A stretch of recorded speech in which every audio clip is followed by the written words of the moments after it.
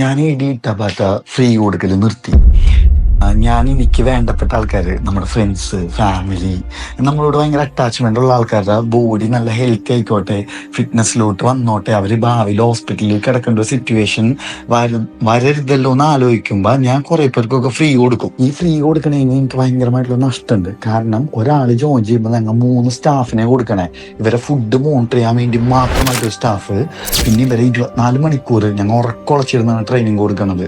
Exercise ചെയ്യിക്കാനായിട്ട് trainers, ഓഫ്ലൈനായിട്ട് train ചെയ്യിക്കാനായിട്ട് സെപ്പറേറ്റ് ട്രെയിനേഴ്സ്, പിന്നെ ഇവരുടെ റിസൾട്ട് ഉണ്ടോ ഇല്ലയോ എന്ന് നോക്കാൻ എല്ലാ വീക്കിലും എല്ലാ മാസവും കറക്റ്റായിട്ട് നോക്കി ഇവരുടെ പ്രോബ്ലംസ് ഒക്കെ മനസ്സിലാക്കി ഇവിടെ doctor, dietician, physiotherapist, psychologist, level 3 certified trainer, ഇത്രയും പേരെ സപ്പോർട്ട് ഉണ്ട്. ഇതൊക്കെ കൊടുക്കാനായിട്ട് സ്റ്റാഫ്, ഇങ്ങനെ 3 സ്റ്റാഫും വിത്ത് ഇത്രയും ഹെഡ് ഓഫ് ഡോക്ടേഴ്സിന്റെ സപ്പോർട്ടും വെച്ചിട്ടാണ് നമ്മൾ ചെയ്യണത്. ഫ്രീ ആയിട്ട് കൊടുക്കുമ്പോൾ